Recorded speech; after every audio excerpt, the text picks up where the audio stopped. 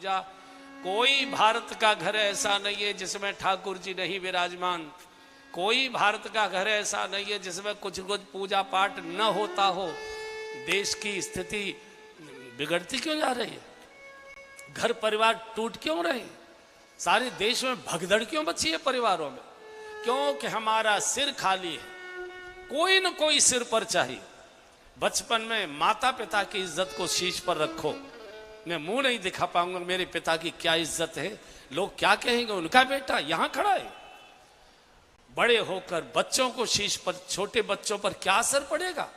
जब डगमगाता हुआ बाप घर में घुसेगा और छोटा बच्चा देखेगा कि मेरे पापा को हो क्या गया है, तो डूब मरने की इच्छा होगी, कदम रुक जाएंगे आपके। और जब और बड़े हो जाएं, गुरु को याद करो।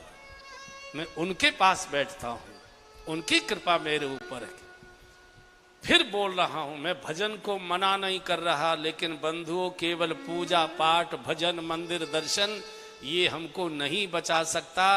लाखों करोड़ों की भीड़ कुंभ में, लाखों करोड़ों की भीड़ वृंदावन में, हरिद्वार में, तीर्थों में, वैष्णो देवी में, लेकिन घरों में हाहाकार क्यों मचा हुआ है? क्योंकि शीश पर कोई नहीं है, सिर खाली है।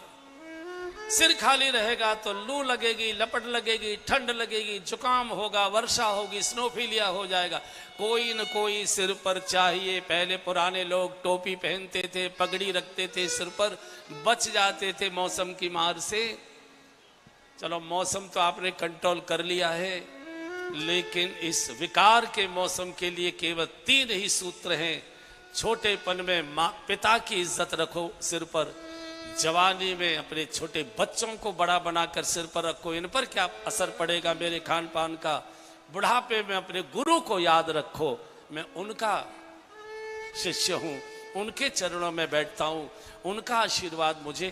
कोई कलयुग नहीं है बंधुओं, बेकार की बातें हैं। इसी कलयुग में महापुरुषों की भीड़ लगी है। इसी में मीरा हुई है, इसी में जनाबाई हुई, इसी में कर्माबाई हुई, इसी में सूरदास जी हुए, इसी में रैदास जी हुए, इसी में तुलसीदास जी हुए, इसी में सारे भक्तों की मंडली पैदा हुई है जिन्होंने भगवान को प्रकट किया है। उसी कलयुग में हम और आप हैं, क्योंकि उनके सिर पर कोई न कोई था। हम बेसिर के हैं, सिर हमारा खाली है, मार पड़ेगी। और यहां से आ गए अयोध्या, सरयू स्नान किया, राजभवन आते नहीं थे, पहली बार आए हैं विश्वामित्र जी अयोध्या के राजभवन में। दशरथ जी ने स्वागत सत्कार किया है, चारों पुत्रों को बुलाकर प्रणाम किया है। एक निवेदन और करूंगा, छोटे बच्चों को, साधु महात्माओं को, बड़े जनों को प्रणाम करने की आदत डाली है। और उसका तरीका यह है कि पहले उनके सामने आप माथा टेक कर प्रणाम करिए, आपको देखकर बच्चे भी करना शुरू कर देंगे। आप गलती क्या करते? आप तो सीधे खड़े रहते, छोटे बच्चे की गर्दन पकड़ के धोक दे, धोक दे, धोक दे।